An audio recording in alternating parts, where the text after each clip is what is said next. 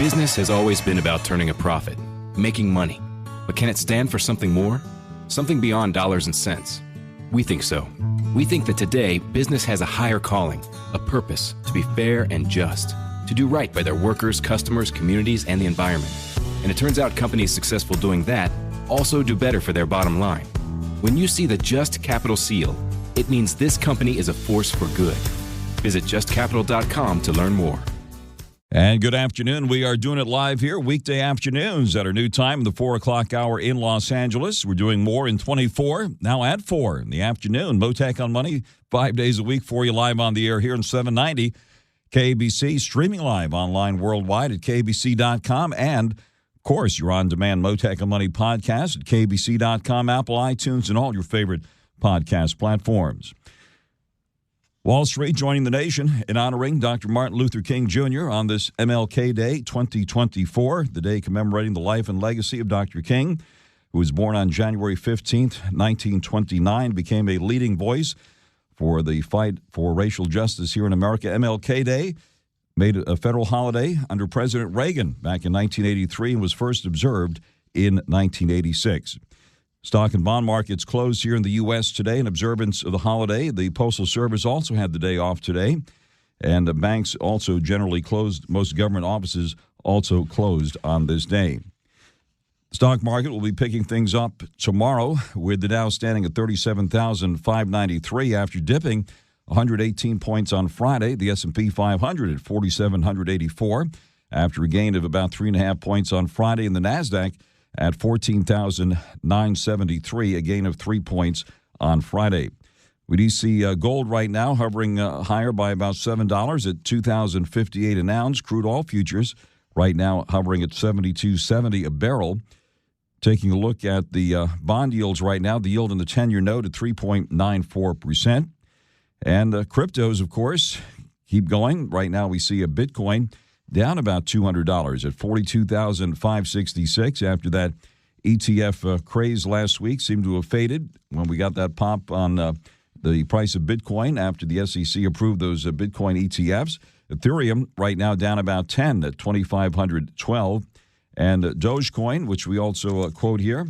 Let's bring up the latest on that one. The price of Doge at the moment still holding in there at 8 cents. Watching, of course, developments in the Middle East as well as in the Red Sea at this point. A missile fired from Yemen struck a U.S.-owned ship just off the coast of Yemen in the Gulf of Aden. Less than a day after Yemen's Houthi rebels fired an anti-ship cruise missile toward a U.S. destroyer in the Red Sea. Suspicion immediately fell on the Iranian-backed Houthis, though the rebels did not immediately acknowledge carrying out the assault on the Gibraltar Eagle. It marked the latest attack roiling global shipping amid Israel's war with Hamas in the Gaza Strip. We're following developments there very closely. Also watching what's happening with this big conference about to begin in Davos. According to the Associated Press, the earth is heating up, as is the conflict in the Middle East, the world economy, and Ukraine's defense against Russia sputtering along. AI could upend our lives. And the to-do list of global priorities growing for this year's edition of the World Economic Forum. Business, political, and other elites in the alpine snows of Davos, Switzerland, which will begin tomorrow and runs through the end of the week. We'll be watching for any big news coming out of that. Coming up later this hour, I'll be speaking live to LA business and civic leader Rosalind Pennington, small business champion, restaurateur, business owner of the new Townhouse LA, longtime board member of the National Black Business Council and member of the Black Business Association here in Los Angeles. Right now, let's bring in Ken Winans, money manager and president of Winans Investments, author of Investment Atlas 1 and 2, also a market historian and a Forbes magazine contributor. Ken Winans, thank you very much for taking the call here today. Coming off a winning week on Wall Street, and we got a break here today for the national holiday honoring Dr. Martin Luther King Jr. A lot of discussions coming up this week in Davos, and we got those inflation readings last week, too. Give us your view of things here at the moment. Frank, it's interesting. Although we have a national holiday as far as stocks or bonds are concerned, but as they all say, the ball keeps bouncing around the world, and it's been interesting to watch the foreign markets and also the commodity markets. So many people don't realize that, many of the things that I often talk about on the show, they trade throughout many, many holidays, and so you do have to, keep an eye on it.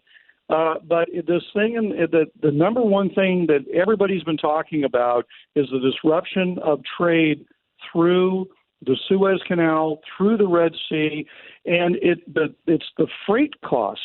And as you think about earnings season coming, and we're going to have a lot of earnings coming out over the next 2 to 3 weeks. And let's just take a step back and look at something as simple as retailers. Things that can trigger inflation to accelerate are things like transportation cost. And when you look at how much freight costs have gone up in the last 12 months, depending on who you ask, in some cases it has doubled. And it harkens back to the 1970s when many, many times the Federal Reserve thought they had a handle on the inflation and something else triggered it. So again, as we go through 2024, there's going to be a lot of crosswinds politically, economically, and certainly what's going on geopolitically. And I think that you just cannot turn your back on any of it, even during holidays. Geopolitics and, of course, politics. It is to be noted, it looks like the first votes of the 2024 election cycle are about to be cast there in frigid Iowa as Republican caucus goers will gather to pick who they think should take on President Biden in the fall. It is an election year, Ken, and obviously a lot can happen this year, certainly. But in an election year, how does the market usually perform? And given the situation at the moment where it's likely President Trump will face President Biden here in this coming matchup, what do you think this will mean for the markets? Well, it's interesting. It depends on, if you go back and look at it historically, I mean, it's interesting because one of my articles that I'm going to be doing in Forbes is going to be on really how does it look for presidential administrations that do try to run for re-election and where it stacks up. And the one thing that's lost in the polls, you pick your poll study, they don't talk about the performance of the investment market and housing. And I think it's actually the purest poll to look at what's really going on that affects everybody. So it's going to be an upcoming article. But the markets seem to like split government. They don't like one party controlling everything. And I know that's counterintuitive to people who think that one party might over another party might be more pro-economics, more pro-business. But it doesn't seem that way. But with that, we just had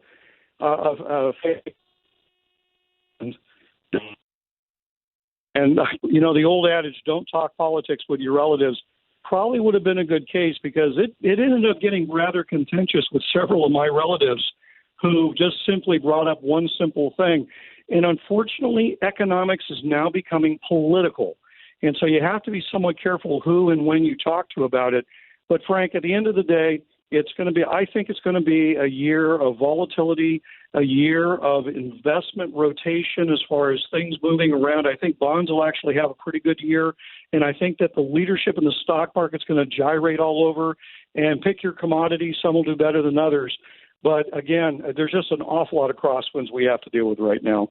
No question about it. Getting back to the big news last week where the Securities and Exchange Commission did approve those Bitcoin ETFs. Ken, have you had a chance to go through that list of the approved Bitcoin ETFs now and your thoughts about how Bitcoin has performed? It did get a pop right after that announcement and now is pulled back to around 42,000 or so. You know, it's kind of the old adage, beware what you ask for, you might get it. And when things become popular, and I'll point to what happens to stock market components within an index, such as the S&P 500, you can be a victim of your own success. And when you begin to get popular, volatility can also increase itself. A good case in point, look at what's going on with tech right now. You know, many people are looking at something such as Apple. You know, Apple's the number one stock in the S&P 500.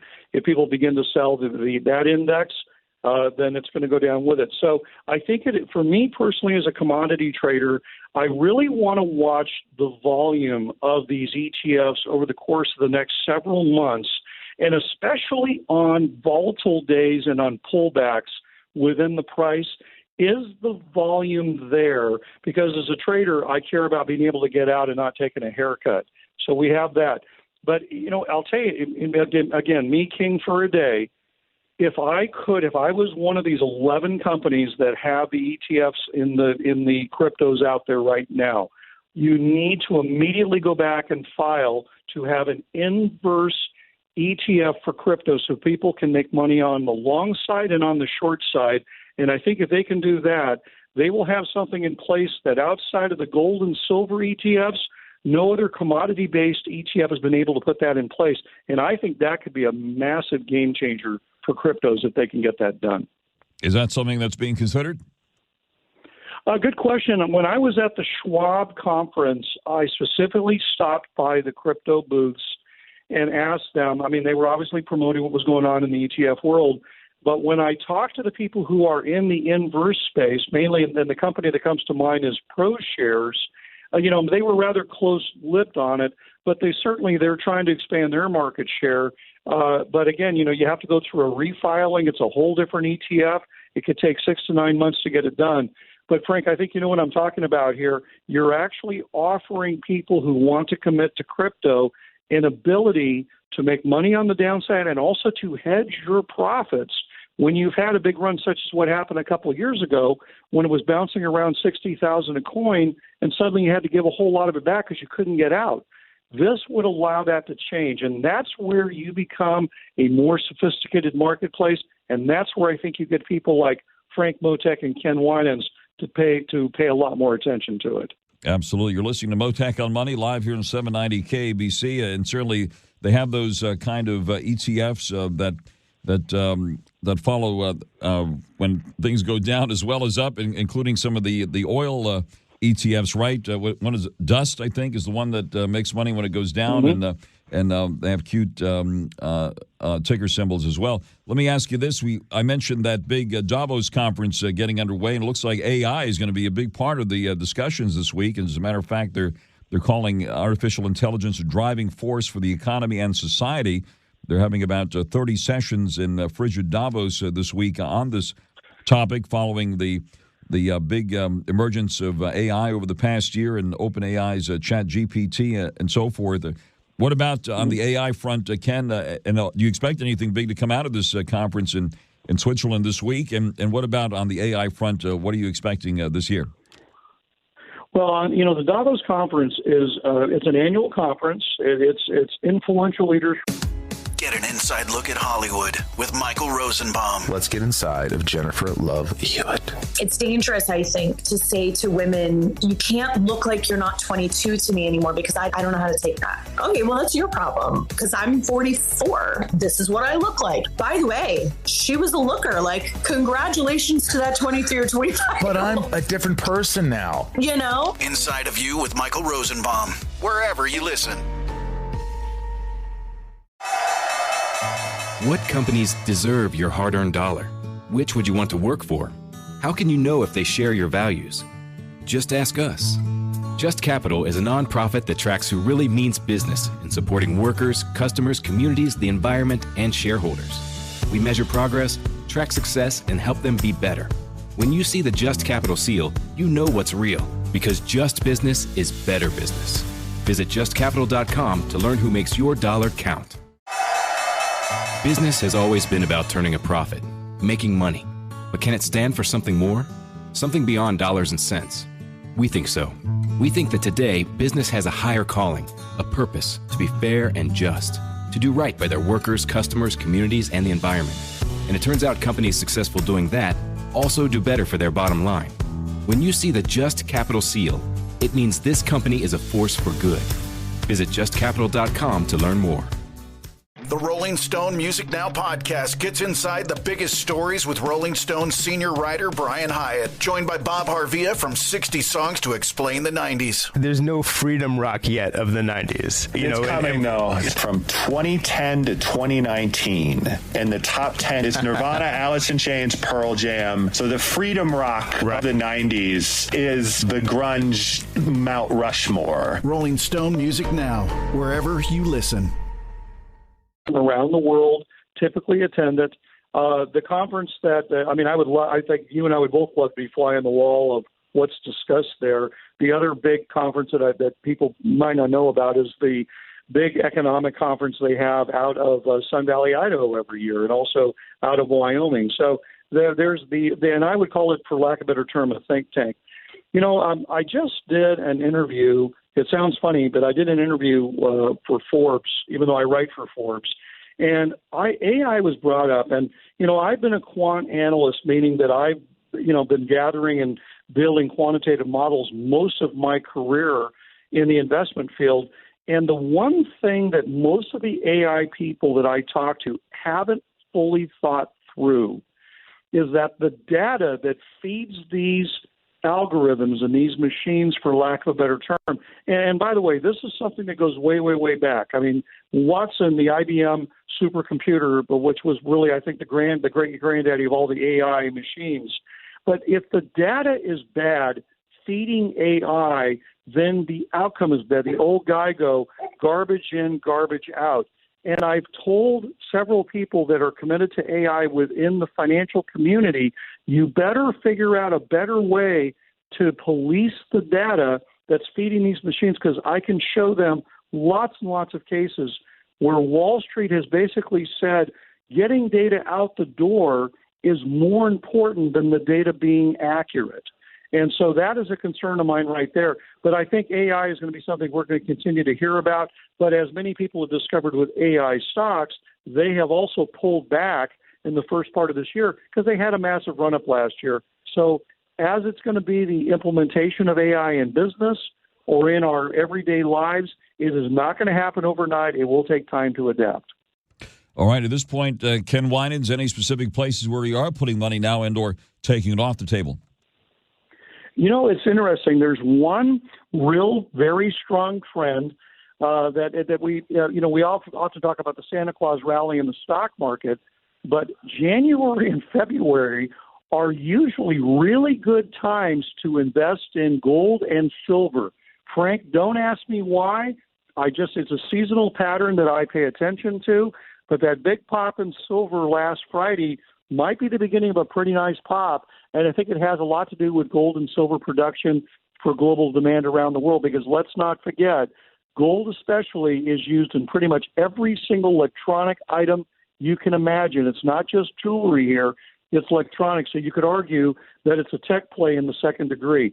I would take a good look there, especially some of the ETFs like GLD or SLV if you're interested in that. And then I have to bring up, and the final point on this, I'm a big believer in the January barometer. As January goes, so goes the year. Now, it doesn't necessarily mean that a negative January means it's going to be a down year, but it means it's going to be a year that's not going to be something you're going to want to write home about.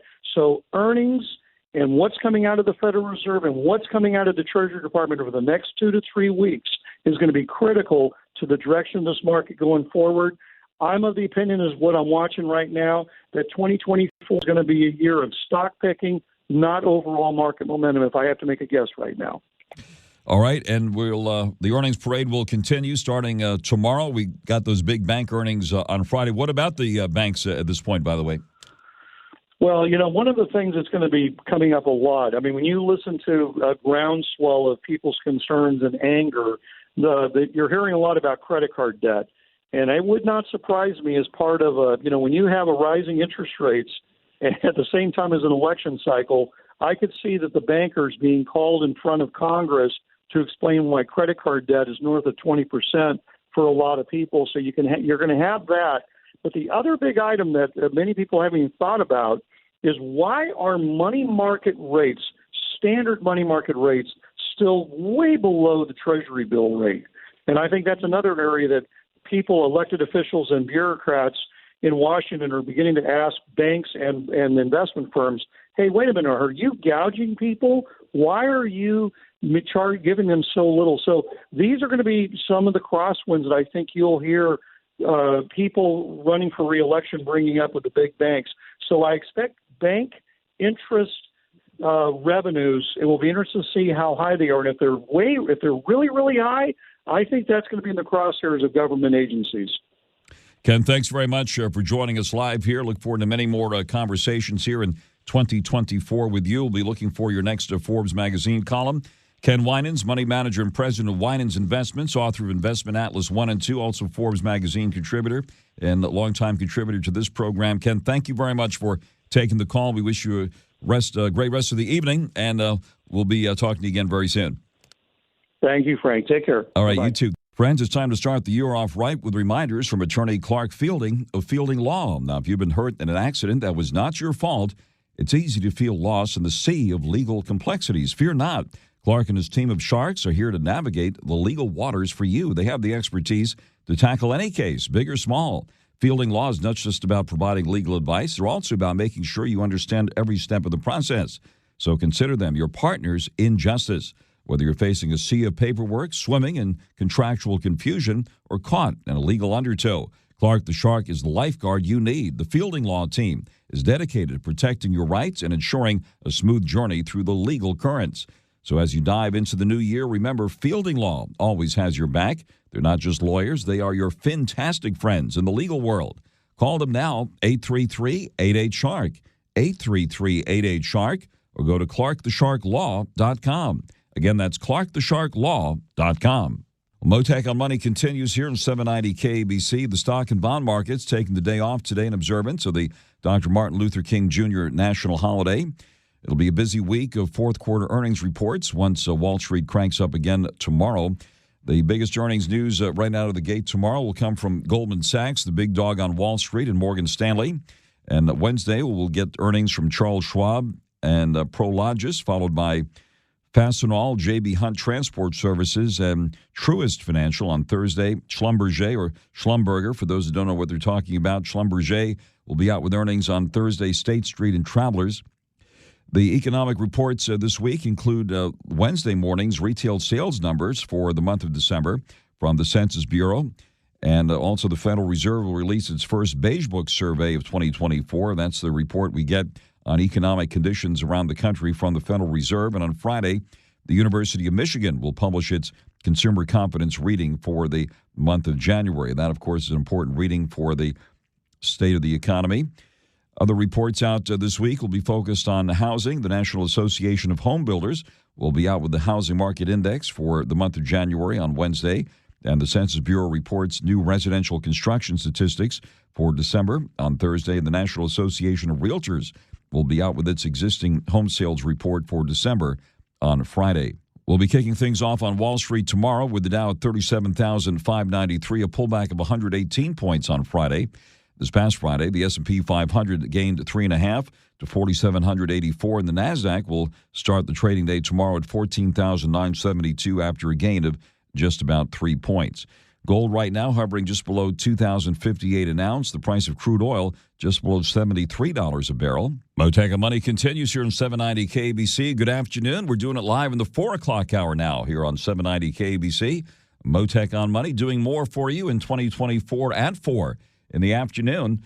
And let's find out what's happening on the rental front here in Los Angeles these days with so many renters out there. And, of course, the homeless situation pretty much at an all-time high. And now the city of Los Angeles taking new steps to, put more pressure on property owners. Let's bring in Daniel YUKELSON now, the executive director of the Apartment Association of Greater Los Angeles, who recently posted a op-ed article in the L.A. Daily News titled L.A. City Controller Mejia's Latest Attack on Private Property Rights. Daniel YUKELSON, thank you very much for joining us live here this afternoon. Hey, thanks for having me on, Frank. I hope you're having a meaningful MLK Jr. Day today. Yes, sir, and we're going to talk about that very shortly, about the observances happening today, and Wall Street certainly joining the nation in honoring Dr. Martin Luther King. And let's get to this important story here now and what's happening on the rental front here in Los Angeles. Tell us about your op-ed article, first of all, and that's focused on the city controller's latest actions. Well, the city controller, Controller Mejia, is trying to attack people that own rental housing, just like others on the city council do. And it's a typical portrayal of the landlord as being a bad actor, trying to trick the adults that occupy their properties into moving out so they could try to price gouge and charge people more money for rent. And it's just not the case. These tenant buyouts are mutual agreements. It takes a while to come to an understanding. And what invariably happens under these agreements, which we refer to as cash for keys agreements, tenants are paid a lot of money to vacate the units. And often these are used in times when landlords are under extreme pressure to remove a tenant because the tenant is either not paid rent for extended periods of time, or maybe conducting criminal activities at the property, destroying the property, or being a nuisance to other tenants. There's been cases where tenants have conducted drug sales or prostitution at a property, and what it does is it forces good lease-abiding tenants to leave the building. In one case, a landlord had to hire a 24/7 security guard to act as a witness so they could testify in court, because when criminal activity is ongoing at a property, the neighbors don't want to testify. They don't want to have to confront the person who's perpetrating the crimes. And so it's very, very difficult to deal in these situations. And evictions in California could take up to 6 months, and then another 1 to 2 months for a sheriff's lockout. And all that time, you're losing rent, and it could cost up to $50,000 in total, including legal fees.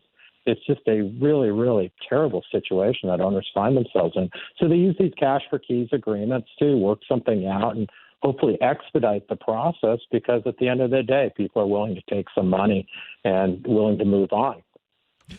What is the situation now with commercial real estate? Very much a sore spot at the moment, especially the office, but apartment also, right? Given what you just described here, it's difficult on the landlords, given the restrictions coming out of the pandemic and all of that. And are there, in fact, a wave of evictions going on here? What is the end result here following all of these considerations given to renters coming off the pandemic? Well, that's just it, Frank. There aren't a wave of evictions. What we are seeing is there are eviction filings. There's notices being posted, these 3-day notices, which are... Get an inside look at Hollywood with Michael Rosenbaum. Let's get inside of Jennifer Love Hewitt. It's dangerous, I think, to say to women, you can't look like you're not 22 to me anymore, because I don't know how to take that. Okay, well, that's your problem, because I'm 44. This is what I look like. By the way, she was a looker. Like, congratulations to that 23 or 25. But I'm a different person now. You know? Inside of You with Michael Rosenbaum, wherever you listen. What companies deserve your hard-earned dollar? Which would you want to work for? How can you know if they share your values? Just ask us. Just Capital is a nonprofit that tracks who really means business in supporting workers, customers, communities, the environment, and shareholders. We measure progress, track success, and help them be better. When you see the Just Capital seal, you know what's real, because just business is better business. Visit justcapital.com to learn who makes your dollar count. Are reminders that the rent is due, or that there's some other infraction going on. But what typically happens is these things are being settled out of court, and they're being settled out of court with these tenant buyout agreements, just so the landlords can move on as quickly as possible and not put themselves through the pain and suffering and the time commitment it takes to evict somebody in a court of law. And so that's really what's happening out there. And at the same time, we're dealing with past due rent, over $1 billion owed from the COVID era. Insurance rates are skyrocketing for all types of property, if owners can even get renewals on their insurance. And, we're still being impacted by inflation. It's hard to get workers out to your property, and it's a lot more expensive, and supplies have gone up. And on top of that, we have much higher interest rates. Interest rates have doubled. So owners are really under a financial crunch these days, and it's hard to be in this business.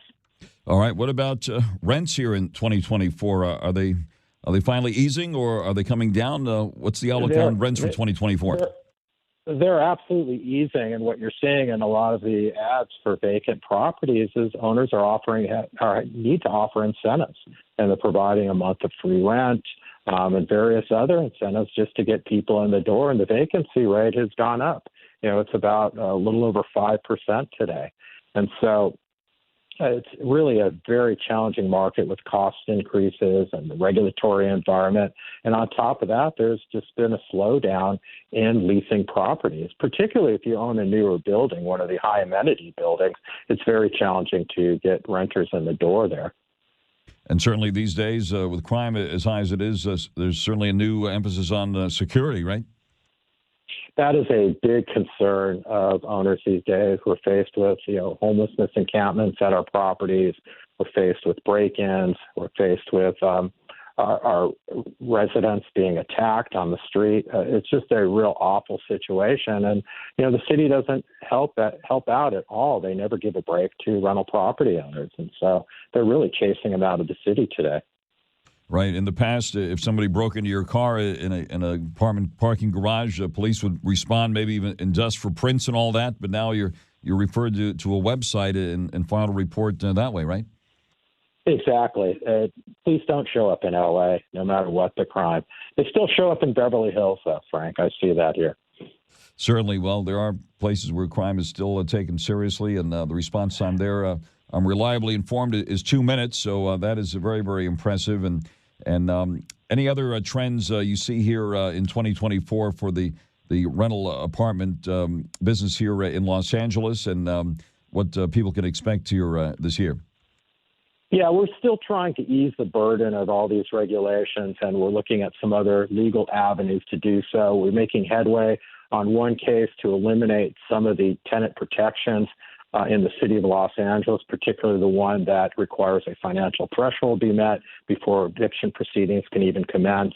And it looks like we're going to be able to knock that one out. We got a favorable preliminary ruling on that. We're still fighting against Measure ULA. We feel like we have a great shot at overturning that in appeals process. And so we're looking forward to that upcoming in the next few months. And we're just plugging away, Frank. We got to ease up the burden that rental property owners have experienced these past 4 years. And significantly, some new laws, right? Renters in California can no longer be asked for a security deposit larger than 1 month's rent for leases signed on or after July 1st this year, right? That's right. Only a 30-day security deposit will be allowed starting April 1st going forward. In addition, there's more restrictions on owner move-ins and substantial remodels, which will make those nearly impossible for someone who needs housing that owns a rental property. They won't be able to move into their own property anymore. It's just the most ridiculous notion. All right. Well, thanks for keeping us well informed on these big issues. And again, refer everyone to your latest op-ed in the LA Daily News, which is headlined LA City Controller Mejia's latest attack on private property rights, written by Daniel YUKELSON, who's on the air with us live right now. Daniel YUKELSON, Executive Director of the Apartment Association of Greater Los Angeles. Thank you very much for coming to the line this afternoon. Thanks, Frank. Mottek On Money continues here in 790 KBC. Good afternoon. Mottek On Money at our new time in the 4 o'clock hour, live here in 790 KBC. Today's the day to salute Dr. Martin Luther King Jr., commemorating his life and legacy on this Martin Luther King Jr. Day, a federal holiday. He was born on January 15th, 1929, became the leading voice in the fight for racial justice. MLK Day, made a federal holiday in 1983 under President Reagan, first observed in 1986. The holiday is always celebrated on the third Monday in January, which this year falls on Dr. King's actual birthday. Joining me live now, L.A. business and civic leader Rosalind Pennington, small business champion, restaurateur, business owner of the New Townhouse L.A., longtime board member of the National Black Business Council and member of the Black Business Association of Los Angeles. Roz Pennington, thank you very much for taking the call. Happy MLK Day to you, first of all. Well, thank you. Wonderful to continue a tradition here with you on this national holiday. Want to get your thoughts on this day honoring Dr. King, first of all. I think that this is just commemorable and a great thing to do. I'm glad that it's a national holiday. And today of all days is the actual birthday of Dr. Martin Luther King. And I think this is just something, and I'm here in L.A., and we have one of the largest parades, and I've been to the parade today, and the participation in the parade just grows each year. And since the pandemic, we're back. So I just think that it's just a great thing, and I'm glad that this is. That's wonderful. And we first met coming out of the pandemic, and you did a fantastic job of promoting your restaurant and, in fact, the entire restaurant business, which was reeling during the pandemic. Remember, we had that wonderful forum with the L.A. Area Chamber of Commerce and Maria Salinas, and certainly you went through quite a bit. How are things these days? Things are going on. The restaurant is still continuing. And, from the pandemic, I actually pivoted and was able to survive as a restaurant owner during the pandemic because I pivoted and started to do catering services and got a contract with the city to do that. I'm continuing to do that today. And then the restaurant and club is open again, and it's doing just fine. That's fantastic. Things back to normal and even more these days?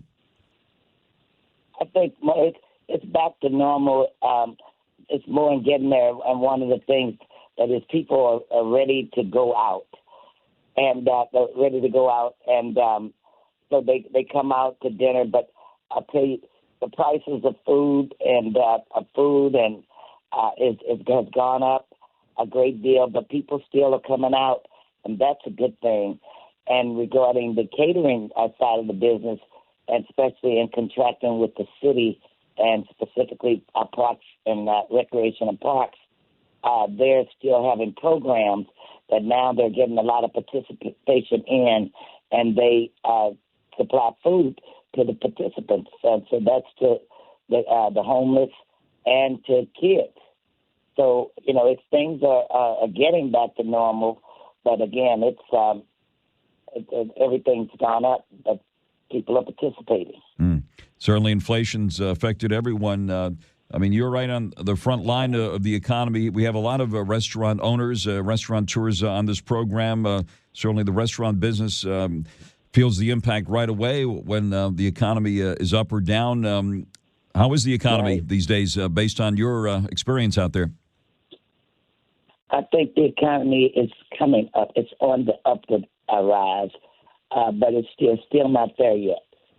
There are a lot of people who still are out there. They're homeless people who are out there that still can't get a meal.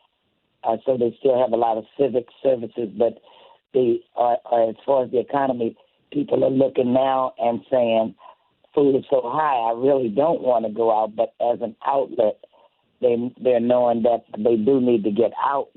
So they do go out at night, but I think the economy is just on the rise of getting where it needs to be. Yeah. They got to hear some music too, right? Doesn't the new townhouse have music there? Tell us what's going on there these days. Oh my God! Yes, we have music nightly, but we're open from Taco Tuesday, and we have a DJ. Thursday we have karaoke and comedy because we have two parts to the club, and we have comedy in the front, comedy in the back, and have the karaoke in the front, and then on weekends we have a DJ and dancing, and this is one of the few places and that where we have a permit for entertainment. We have live entertainment, and we're allowed to dance. So we have an older set that actually likes to come out, and they get to dance. So yes, and we have great local musicians as well as great DJs. Well, that sounds terrific, and yeah, let's hear more about that. We have good food too. Yeah, we gotta have good. I gotta tell you, we really have good food as well. Are you open today on this holiday? We're not. We don't open on Mondays. Yeah. We open Tuesdays. We only opened on Mondays when we also host the Raider Riders, which is the football club for the Raiders. And any day that they had a game, we actually host that club, which would have been great. They're a great club and very supportive. But when they had Monday Night Football, we would host them. But for the most part, we didn't open on Mondays. Got it. Well, so many events coming, so many things to look forward to. So many events coming, sporting events coming to L.A. And, of course, you must have done great when Taylor Swift was here with that big economic impact last year, and right? Based on our location and our location both to the stadium and the farm for the big concerts that are at the stadium, and now the Clippers will be over there, and we're located. We get the aftermath or the after party. We are a popular club, and we get the after parties for anything like that. And with Taylor Swift, that was really big. Absolutely, Roz. Well, great to connect with you. We wish you a wonderful holiday today and look forward to seeing you over there sometime soon. That is ROZZ Pennington. And the name of the restaurant is the New Townhouse L.A. on the La Tierra Boulevard, 6835 La Tierra Boulevard. Roz, great to connect with you again. Look forward to staying in touch with you. Thank you very much for joining us live here on Mottek On Money on 790 KBC. Stay tuned now for the 790 KBC News Blitz with our Legal Eagle Royal Oaks on 790 KBC. The Rolling Stone Music Now podcast gets inside the biggest stories with Rolling Stone senior writer Brian Hyatt, joined by Bob Harvia from 60 Songs to Explain the 90s. There's no freedom rock yet of the 90s. It's coming, though. From 2010 to 2019. And the top 10 is Nirvana, Alice in Chains, Pearl Jam. So the freedom rock of the 90s is the grunge Mount Rushmore. Rolling Stone Music Now, wherever you listen.